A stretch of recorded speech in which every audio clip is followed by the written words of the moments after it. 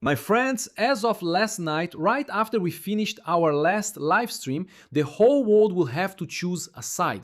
The American president announced what he himself called the toughest economic operation ever taken against any country in the world. And stay with me because you'll soon understand Brazil's role in this story too, folks.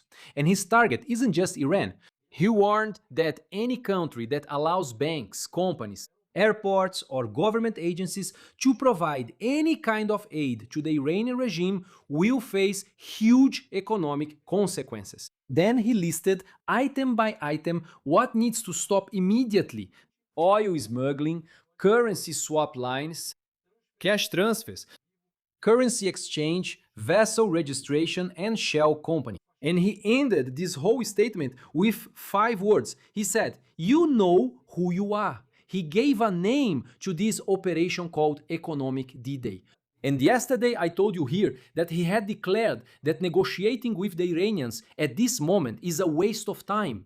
And less than a day after that statement, he left the conversation and went straight for their money. And there's a question I want to leave here right now, because it's the core, we could say, of this whole live stream. Why exactly now?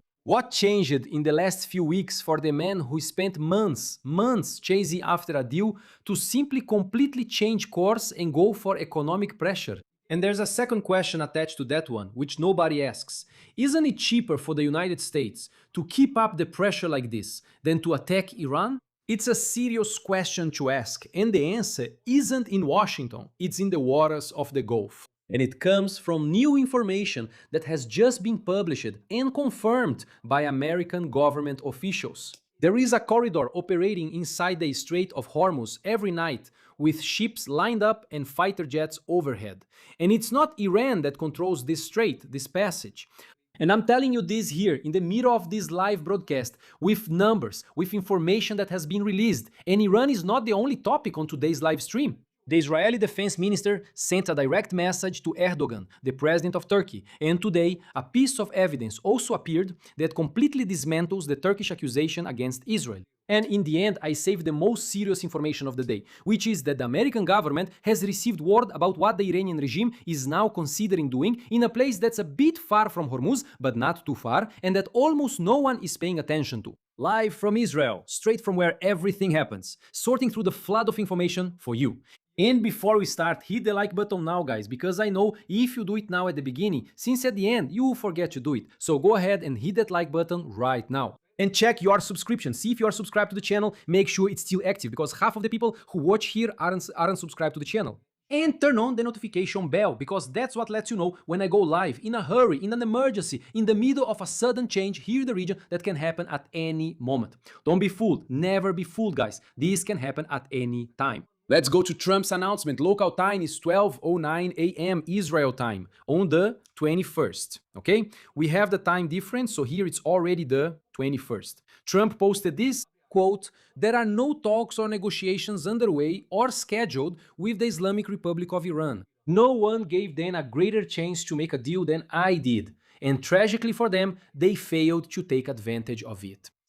And he also, end quote there, he added that this will be isolation on an unprecedented scale. And now I need to explain to you what's behind this sentence, because it has a technical name, and a lot of people will read the headline without understanding the mechanism behind all of this. And I'm here to bring this up and explain to you how it works. What he threatened there has a technical name. It's called a secondary sanction. The usual sanctions, those sanctions that Iran has already been suffering for some time now, right guys? It applies domestically, prohibiting American companies and banks and any operation that goes through the American financial system from dealing with Iran. The secondary one changes the target of the threat. It doesn't address the Iranian in Iran, it addresses the foreigner who continues to do business with Iran. The message is this: if your bank in your country moves money to the regime, if your port registers their ship, if your currency exchange converts their currency, you lose access to the American financial system. And this is where things really get tough, because almost all international trade at some point goes through a bank that needs what?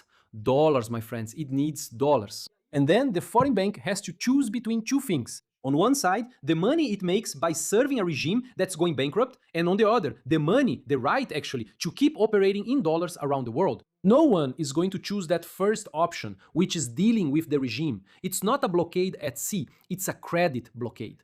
And today, the man who will actually sign this spoke. The US Treasury Secretary, he said this in an interview, quote, "It's a double blow. We have the blockade and we are going to have the toughest sanctions in history." End quote. And he also added the following: "This will work in Iran and we are going to bring down that regime." You heard that right, folks. I think it was the first time I heard it put that way. It was the United States Secretary of the Treasury saying it very clearly. He said that the goal is to overthrow the government of another country, to bring down the regime. He scheduled a press conference for next Monday to detail the entire package of these sanctions, detail by detail, item by item, and he sent a message that matters to the whole world. The time has come for the allies and the rest of the planet to make a decision. This, my friends, this statement is directed at someone, and we know who it's directed at: Beijing. China buys more than 80% of all the oil that Iran manages to export. If the Chinese buyer backs out, the regime's revenue is gone, the money is gone.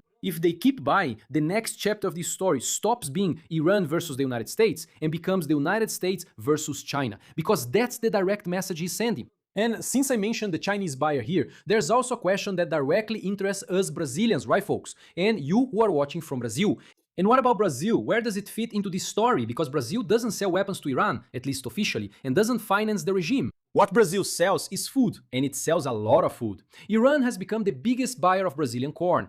It was more than 9 million tons last year, about a fifth of all the corn the country exported. So add that to soybeans, soybean meal, and meat, and you see the size of this customer. And on the way back, the ship brings Iranian fertilizer for Brazilian farms. And here I need to make things very clear, because this topic is going to generate a lot of lies back in Brazil, trying to blow this whole story out of proportion.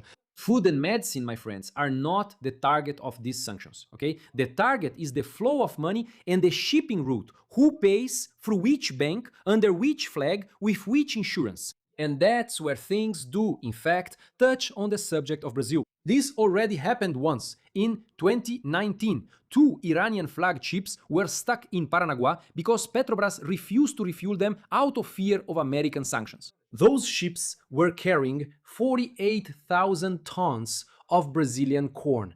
And back then, it was a decision made by a company, Petrobras. And now it's a warning signed by the American president, with the American Treasury setting a date to talk about this on Monday. And the effect has already appeared, and in the numbers. In the first half of this year, Brazilian exports to the Persian Gulf dropped by more than 31%. And since I brought up this topic about Brazil, right, there's another quick episode that's also worth mentioning here. In 2023, 2 Iranian warships docked in Rio de Janeiro and stayed there for almost a week with authorization from the Brazilian government. And after that, suspicions started circulating that Brazilian uranium might have left on those ships. And I want to make it very clear that none of this was confirmed. The federal police investigation into that docking was closed without finding any irregularities. And for those who always ask me here almost every week whether anyone here in Israel has talked about this, about the Brazilian uranium, it didn't show up in any reports, it wasn't in the local press, and actually no one here ever talked about it, and it wasn't mentioned by any authority here in Israel.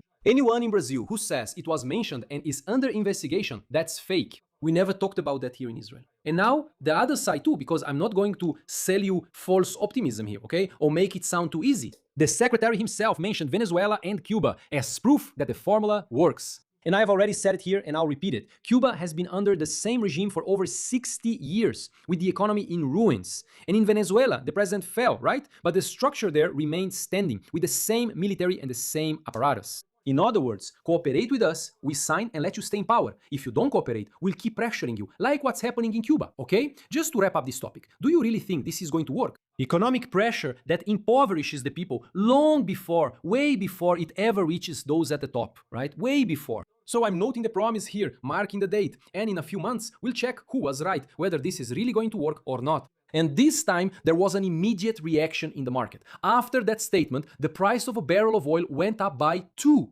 and surpassed $93. Those who actually buy oil didn't hear what Trump said as the end of a crisis. They took it as a warning that the route will remain closed for even longer. And today, it wasn't just the US Treasury that spoke. The vice president there, Lau Vance, who is the man in charge of drafting the Memorandum of Understanding with Iran, also spoke publicly. He said the following: "The economic pressure on Iran changes their calculations regarding the agreement they want to reach with us. The pressure will make Iran wonder whether it wants to have its economy strangled forever or if it prefers a better relationship with the West." End quote. He also said that the United States will keep tightening because, in the end, that's what achieves the goal, and that the last few weeks have proven that the Iranians have felt the pressure much more than they have.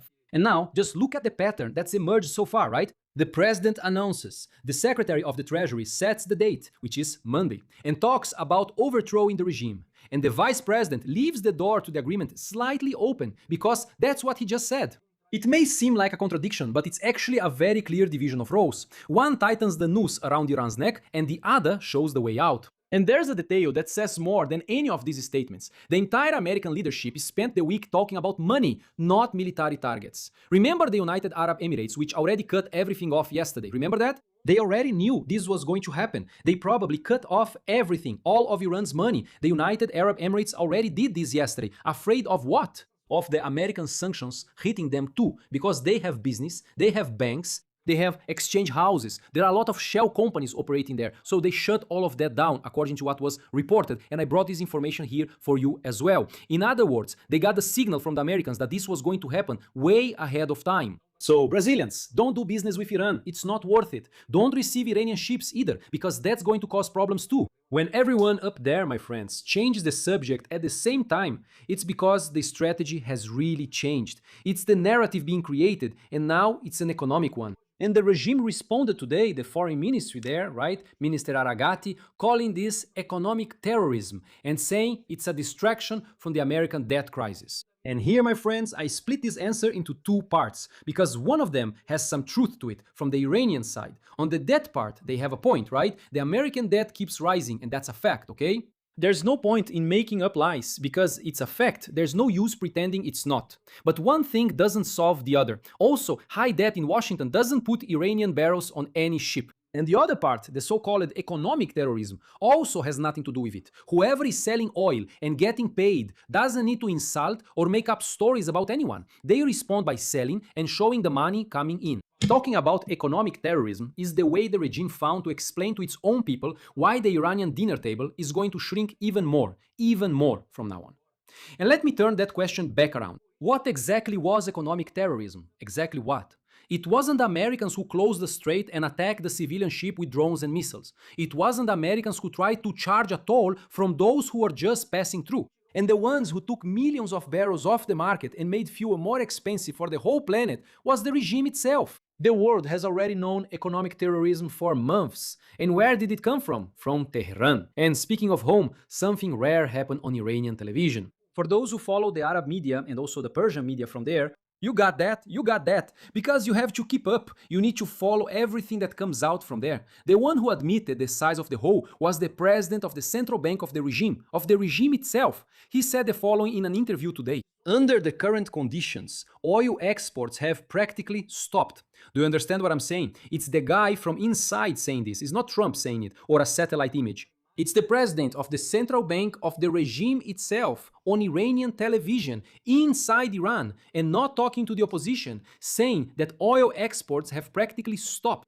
And he went on to say that the country's foreign currency reserves are blocked by the Americans and that the difference between Iran and its neighbors is exactly that. The neighbor, he's talking about the neighbor here, of course, the United Arab Emirates, Saudi Arabia, those countries over there. He says that the neighbor who lost revenue can still access their own treasury. And Iran can't access its own treasury. He also said that he wrote a letter to the supreme leader assuring that medicine and essential products are guaranteed. The man who manages the regime's money had to write a letter to Mustaba to say that there's still medicine on the shelves. And that's not true, right? They're running out over there too. No country, my healthy friend, needs this kind of note for its own leader. And there's a detail that completes the picture. A few days ago, this same man was in Iraq with an entire delegation trying to, do what? Unlock about $11 billion stuck in Iraqi banks from gas and electricity that Iran sold. and they never got the money from Iraq. So add it all up, folks. Exports at zero, he admitted it himself.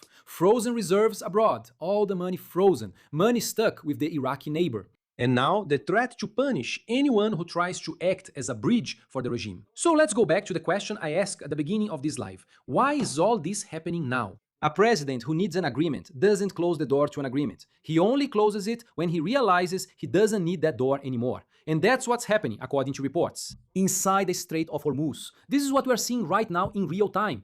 What's happening now are the positions of the ships here in the Strait of Hormuz. For those who watched yesterday's video, just compare. It looks like there are more ships today, folks. It looks like there are a lot more ships today. The Strait of Hormuz hasn't been reopened. According to reports, it was bypassed. When it gets dark now, at this time here, between 15 and 20, oil tankers line up single file in a channel right next to the coast of Oman. This channel here, look, right here in this corner, here, right next to the coast of Oman. They cross in two convoys with American fighter jets flying overhead there. And along this route, according to American officials, about 10 million barrels of oil pass through every day. None of these ships asked Iran for authorization, the big boss. Just so you understand, none of them asked for authorization. None of them paid any toll to anyone. And the information came out in the American press and was confirmed by officials from the United States government. It's not just the Navy that organizes this. There is a team set up inside the headquarters of the US Army in North Carolina working with Gulf countries to synchronize full ships leaving and empty ships coming in. And those who want to get in this line, the people waiting outside, need to notify in advance. The ship owner informs the Americans, gets a time slot, and only enters the corridor at the scheduled time. So let me give you a quick lesson on why the south of the strait and not the middle, right? Why here and not here? What's the reason for that? The Strait of Hormuz has two navigation lanes, one up here and another down here. One goes into the Gulf and the other goes out. And the strait is too narrow, as we can see here. On the side are the Iranian islands, here Kersh Island, and there are other islands here, Larak and Hormuz. See these small islands here? So, and on the other side is the coast of Oman. This here is Oman, okay? It's Oman. The further south you go, the closer you get to Oman, the farther you are from the coast of Iran. And with more time, the American fighter jet is on top of it. Whoever has a ship here, right, or planes in this region, has time to react in case a missile or drone comes from this area here. Usually it's a drone, so the drone flies very slowly, so there's time to react until it gets to this point and shoot down the drone. That's why the corridor was designed right next to Oman, and that's why it works overnight. When spotting a ship in the dark, it depends on radar. And the radar, we know, right guys, that in the last few weeks it's taking a real beating. Is there still any radar on that other side besides the ship's radars? Is there really a radar that can see that far? According to the American assessment, after 2 weeks of strikes against Iranian maritime surveillance, the regime has lost much of its ability to monitor and influence what goes through the southern channel. Here, this side here. Radar destroyed, observation post silenced, fast boat without its eyes, which are the radar, that used to guide them to the ships passing through here, and the corridor continues to be tested. In recent weeks, American forces have shot down Iranian drones and missiles fired over that route. And there's another side to this work as well, which the American command released today as a firm number. Since the beginning of the operation, 67 commercial ships have been diverted from the route, ships that were heading to Iran. 3 were stopped, and on 2 of them the Americans boarded. This is blockade enforcement, ship by ship, folks. Whoever wants to leave Iran can't, and whoever wants to enter Iran carrying cargo is diverted before arriving. And now you might ask, but what about the entry at Shabaha? Here, look. Everything is at a standstill. Look at the situation here, folks. Everything is stopped. This is still Iran, okay? This is the border with Pakistan. On this side here, this is Iran. And here there's another port in Shabaha. Everything is stopped here too. It's not just at the Strait of Hormuz. In other words, they can't get in through here either. And now the volume, because that's it. That's where the volume is. I'll talk about the volume because that's the whole story. Before the conflict, between 15 and 20 million barrels per day passed through Hormuz. In July, maritime tracking analysts estimated that about 5 million were living through the protected route, that route there on the southern route, right, here from Oman. And today, American officials are talking about something around 10 million barrels. Even if the official numbers are correct, this here, my friends, is half of what the region used to export before. And it's the lack of this half that keeps the barrel up there at those $92, $93. I mentioned to you a little while ago, and the price you pay at the gas station remains high. And yesterday I told you here that the arbiter here is the price of the barrel, and that an expensive barrel means the route is still blocked despite all these statements. And the barrel didn't drop because this corridor isn't the Strait actually operating, folks. This corridor they created isn't the real Strait functioning normally. It's a narrow passage, open within the blockade, right? That's what they did there. And much less oil can go through it. And this connects directly with what I've been showing here on the map for a long time. The buildup of ships, look at the number, stop it. It continues on both sides, folks. A line waiting outside the strait and a line stopped inside. Iran keeps saying everything is closed. The United States keeps saying everything is open. And both versions are far from what the tracking, at least the tracking, shows. They turn off the transponder. Probably during the passage they managed to turn it off. But 10 to 15. Look at the number of ships, guys. The amount of ships waiting outside the strait is surreal. It's a lot. Just look at this. And both versions are way off, like I said, from what the tracking shows. It used to be open like before, ships coming and going all day long, no scheduled times, no convoys, and no fighter jets doing this. This security operation, look, there's the plane here, it's still here, now the little plane is just here, see, doing exactly this, operating, right, carrying out this operation with fighter jets here. Right near this route here in the strait. The fighter jets are probably refueling and maintaining the security of the strait because the night operation has probably started. What we have today is a nighttime queue with registration, escort, and a time window carrying at best, half of what used to go through before. And then comes the question that almost no one is asking, right? For how long, my friends, can this be sustained, doing this? Because keeping a corridor like this running is very expensive and it wears out all these soldiers who are involved, people involved in all this security. It's like having an aircraft carrier stuck in the region. It's fighter jets in the air every night. It's American crews far from home, way longer than expected. It's expensive interceptors being used to shoot down cheap drones. And today, proof of that showed up, coming from the American side itself. A new aircraft carrier arrived in the region yesterday. A new aircraft carrier, the George Washington. And it came to take the place of the Abraham Lincoln. The Abraham Lincoln has been away from home for more than 200 days. It has spent more than 250 days without docking at any port. Can you imagine that? 250 days without docking at any port. This is a record since the time of the pandemic. There were reports here about the conditions on board that ship, with a lack of supplies and crew fatigue. And American lawmakers have already started demanding explanations from the Department of Defense about this situation. And there's a strategic cost. The aircraft carrier that arrived here, this George Washington, came from the Pacific. So now there are no American aircraft carriers in that region. And that's with China on the other side of the map. That's huge, folks. To keep the Gulf Corridor running, the United States left China's backyard unguarded. And here's the answer to that second question I asked you at the beginning of this live. If you missed it, go back, folks. Go back to the start of the live because it's important for you to understand everything that's happening in the Middle East. When everything blows up at once, you know how it all started. I didn't know any of this. How did everything suddenly start? That's why you need to watch this little series here, because every detail matters. Putting the squeeze on Iran is cheaper than attacking. That's a fact. There are no pilots over enemy territory, no soldiers on the ground, and no funerals to explain to the American voter. Cheaper. Cheaper doesn't mean free, my friends. The bill comes in the form of worn-out aircraft carriers and exhausted crews. It comes in the form of expensive interceptor missiles used to shoot down cheap drones, because that's what's happening over there. And it comes with an exposed position on the other side of the world. No country keeps an escort like that for an indefinite period. And everyone on that map here in this region knows that very well. You can't keep this up here for an indefinite period. The regime knows that too, and that's what they're betting on. Iran's calculation isn't to win at sea, it's to hold out longer than the other side can afford to pay the bill. And now here, let's get to the part that matters. For months, the regime sold the world the idea that the Gulf's faucet had an owner, and that owner was them. That's what was sold to the whole world. Several clueless people repeat and say this day and night. That was the requirement. Anyone who wanted to pass would have to ask Iran for authorization. Do you remember that? They would notify Iran about the trip and later on pay a fee with the fancy name of navigation security. Well, that authorization request actually became real, but the Americans are the ones setting the schedule. The escort exists, but it's American. And Iran doesn't get a cent for any ship that crosses the Strait of Hormuz. It lost its main leverage without anyone having to sign a paper saying it lost. That's why President Trump can turn the tables, folks.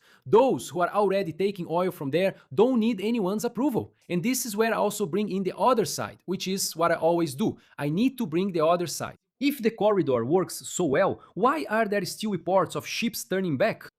Because the Revolutionary Guard keeps trying. Today, there were reports in the Gulf, here on the inside, in this region here, that Revolutionary Guard units prevented a gas ship from the United Arab Emirates and an Indian oil tanker from crossing and forced both to turn back. They get there quickly with those speedboats, right? It's difficult, it's a very large area, and they ordered the ship to turn back, otherwise they would sink it. But I'm treating this as a Gulf report and not as a fact confirmed by an official source, because it's unlikely they will actually confirm this for us. But look at the kind of action they have left. Whoever controls the strait doesn't need to chase ships in the dark to convince the captain to turn back. Do you agree with me? Whoever controls the strait shuts it down, right? They close the strait and nobody gets in. That's true. And what's left for the guard is occasional harassment of those outside the convoy. And this is the picture of someone who lost control of the door but still wants to look like the doorman. If this explanation is helping you understand what the headline doesn't tell you, smash the like button now, guys, or hit the thumbs up so you can understand better. Like or thumbs up is the same thing. It only takes a second. Let's go, let's continue.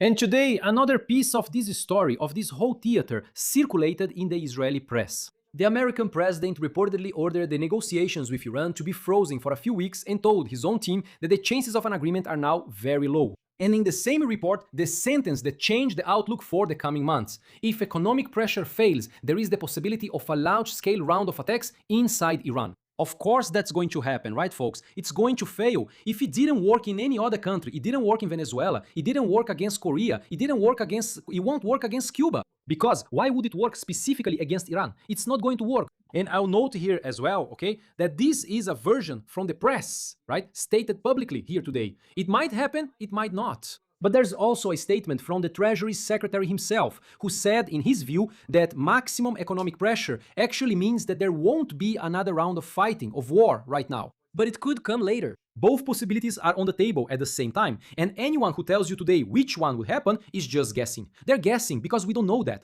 Honestly, we don't know what's going to happen from here on. But keeping it this way is much better than starting a war, because we already know that eliminating major Iranian figures doesn't seem to solve much. With airstrikes, with air power, you don't win a war. And the West isn't afraid to go in by land. They just don't have the courage, right? They don't have the courage to actually invade Iran by land and take control there. And now I need to take you up north to Israel, because the issue with the airstrip in Syria, remember Syria, it didn't end in the early hours of that morning. Today, Israel's Minister of Defense wrote the following. Look, folks, this relationship, this whole Israel and Syria story is starting to heat up. It's starting to heat up. And there are people saying that there is a possibility. It's not very likely, but there is a possibility of an exchange of fire between Israel and Turkey at any moment.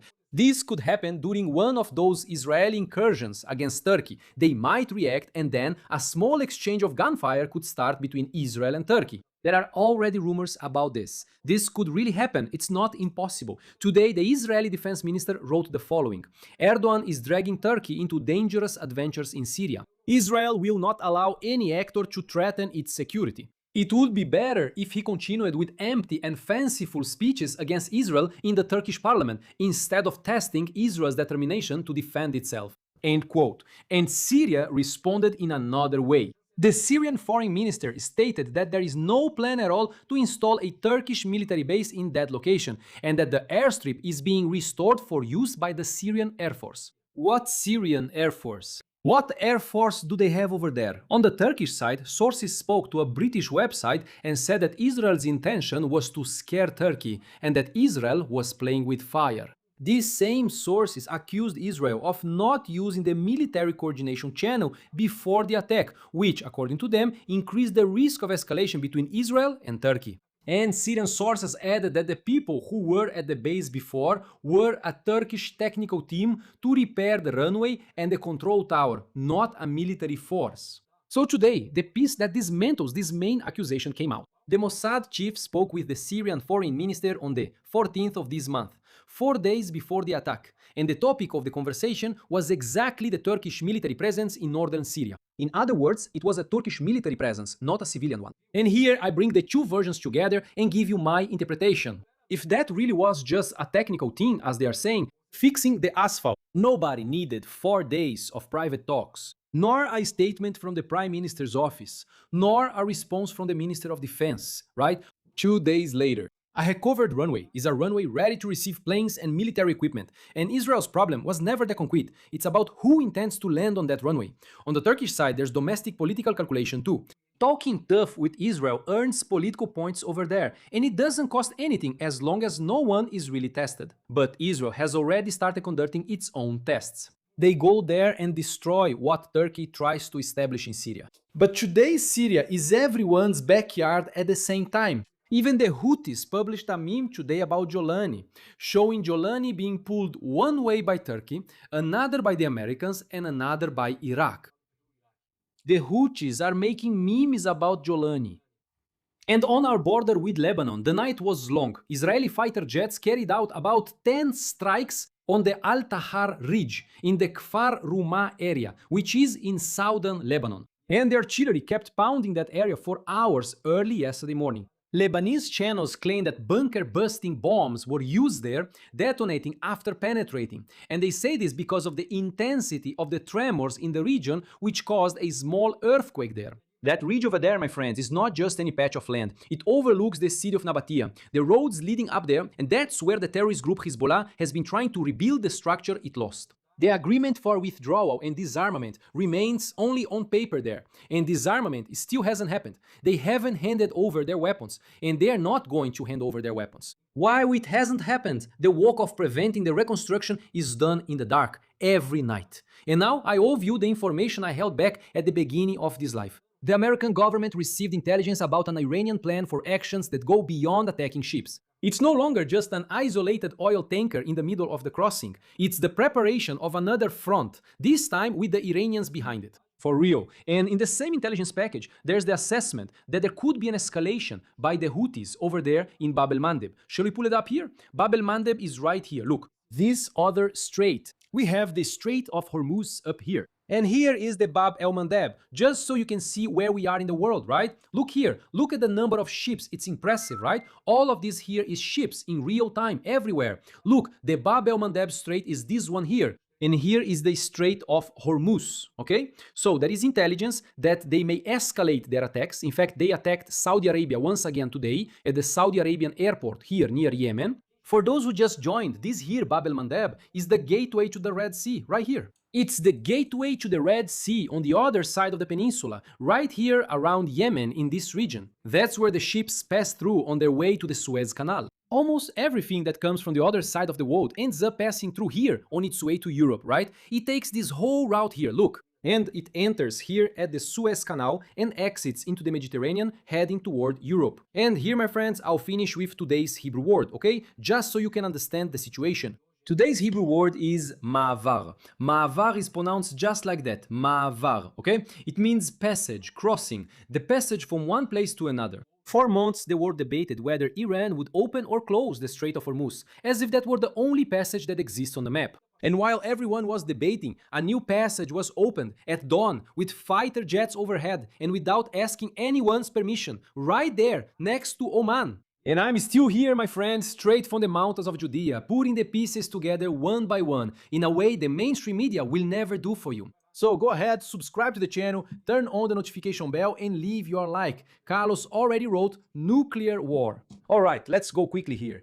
The word ends, boost, the member supports. Support, become a member, boost, long live Israel, thank you. Idea, Russia misses having Stalin around to deal with Ukraine. The war over there is very active. Yesterday there were massive attacks against Kiev. Several ballistic missile attacks against Kiev. I also bring information about what's happening over there because things are really tough. There was also an earthquake today in Peru. I agree with you, Mariana. I literally just read that story. There was an earthquake in Peru too, 7.2 on the Richter scale. It hit the south of the country. In other words, the world is really shaking. For those who think this is normal, it's not normal. I don't think it is. All the tremors above 7. That's a lot. Erdogan is messing with the lion of the tribe of Judah. Yeah, Erdogan talks a lot, right? A big dog that barks a lot doesn't bite. Thank you, Vera Oliveira, for the super sticker. Thank you from the bottom of my heart, really. For those who are asking about the voting situation, remember, the voting for iBest or eBest. It starts again on the 27th. I'll bring it here, I'll remind you, okay? On the 27th. I'll get that link again so you can vote. I'll bring the link. For now, that previous link doesn't exist anymore. Not anymore. It's not active anymore. On the 27th, they'll give me another link and I'll be able to share it here so you can start voting once again here on the Viva Israel channel. So we can compete and maybe move up, right? Thanks to you if you vote to get me into Brazil's top 10. Right now, I'm already in the top 20, okay? Top 20. And soon, God willing, in the top 10. That happens on the 27th. On the 27th, the voting starts again. This is the badge I received. Top 10 Brazil.